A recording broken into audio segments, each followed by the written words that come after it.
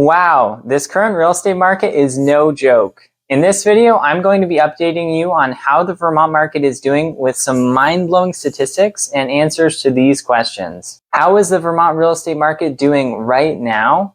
Are there more listings coming on the market? Is it a bad time to buy or sell a house? And stay to the end because I'll also get you up to speed on the latest real estate news in all of Vermont.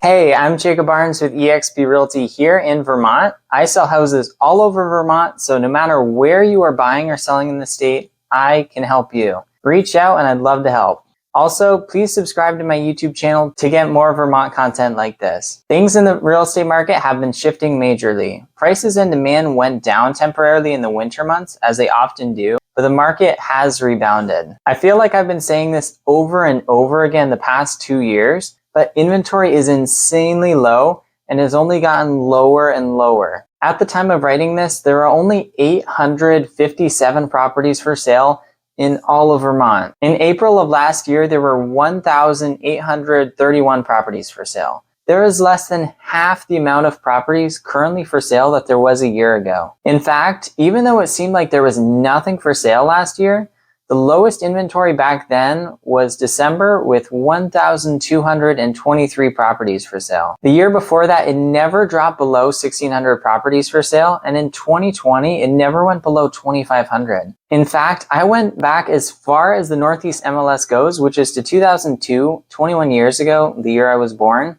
And in the whole history of it, Vermont has never had less than 1,000 residential listings for sale. And it was rare to see it even drop below 2,000. I'll say it again, it's been at least 21 years since we have seen inventory this low. This truly is a crazy market, and I'm sorry buyers, but it's a terrible time to be buying a house in Vermont. Inventory is so low, so of course about every single home on the market is getting multiple offers. And even when my buyers are going for overpriced homes that have been sitting a while, it seems like 2 other buyers suddenly decide to go for it also after a year of no offers. It is definitely a depressing time to be a buyer. I bought my first house in January when it was a little bit slower than it is now, but even then I decided to waive my inspection contingency to boost my chances of winning against another offer. I have been on many home inspections and I used to work for a construction company, so I know what to look for when touring a house, which is what helped me make that decision. I don't recommend waiving inspection contingencies unless you know what you are doing or you have the money to cover unexpected issues. But things like waive contingencies, offers for over list price, escalation clauses, and things like that are coming up quite often, although not necessarily every time. My buyers who have been trying to shoot super low on homes just have not been getting offers accepted. But the average Vermont home has been selling for just a little under list price since last summer when everything was way over list price. This of course depends on the condition of the house and especially the area. Most areas are in higher demand than the far Northeast Kingdom, for example, although even that has seen price growth. As for the median home price in Vermont, it's almost back up to where it was last summer, and the average price point is the highest it's been in the past 12 months. If you bought a house just last year and want to sell it right now, you probably are going to sell it for a pretty similar price you bought it for based on this information. I expect we will see home prices continue to rise into the summer as inventory is so low and demand is still pretty high. Interest rates for a 30-year mortgage are sitting around 6.4% currently, which has kept prices from rising too drastically. But when there is hardly anything available and people still want to buy, the somewhat high interest rates are kind of irrelevant. If you are considering selling a home in Vermont, now is a great time to do so, and the next couple months will likely be even better. If you're looking to buy a house right now and in the next few months, I hope you've been saving money because fighting for a house plus weekly therapy visits adds up real fast. All jokes aside though, if you find the right house, don't be afraid to make an offer, but just know you may have to really fight for it. Now we'll dive into some Vermont real estate news for this year. First of all, one big thing that has been talked about a lot recently and has been making progress is Six Peaks Resort in Killington. If you don't know, Six Peaks is an expected resort community that a Toronto-based real estate developer has been trying to push forward that will really benefit Killington by adding at least 1,500 residences at the base of Killington Mountain. Not only that, the vision is to have shops, restaurants, cafes, and more, all in a walkable village at the base of the mountain where you can ski in and ski out. Killington Town voted voters accepted the beginning stages of infrastructure and development March 7 at the annual town meeting. Along with that, $47 million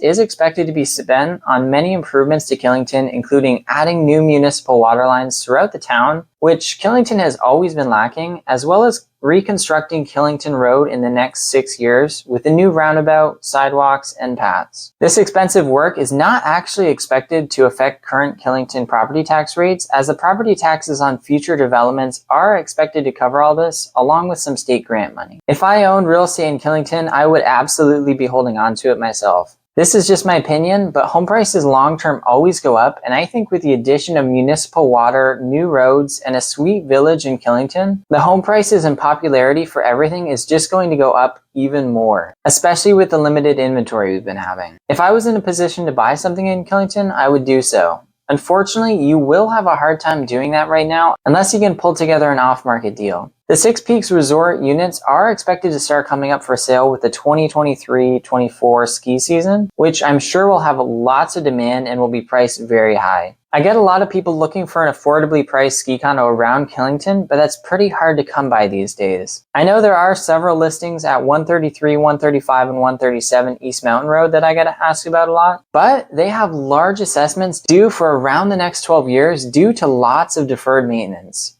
If you have the money and are willing to play the long game, some of those could make sense, but otherwise you'll have to wait and compete for something higher priced most likely. In Burlington news, UVM is focused on building additional apartments both for their medical workers, but more importantly for their students. This is important because UVM has been growing the amount of students they're accepting, and UVM Medical Center has been having trouble housing all their staff. Long-term employees, but especially traveling nurses. UVM is expected to build apartments for an additional 500 students in South Burlington to be completed in the next 3 years. If the strict Burlington City Council lets them, they are also hoping to build another 500 units at the old Trinity College location. Not only that, the UVM Medical Center is currently working on 120 new apartments for their employees, and they just recently finished or are finishing 61 other units. What does this mean for you? Well, if you live in Burlington, hopefully this will mean there will be slightly more rentals and housing available, as UVM students and employees will be taking up less of them. Of course, this is just a tiny fraction of what is really needed, but anything helps. Moving on to another very big topic is something that has been going through Vermont legislature recently. S100 is a bill that is supposed to change some zoning laws, especially related to Act 250 and some other things, which have really prevented new housing and development from happening in Vermont. As Governor Phil Scott says, this bill proposes to increase the supply of affordable housing in the state, promote homeownership,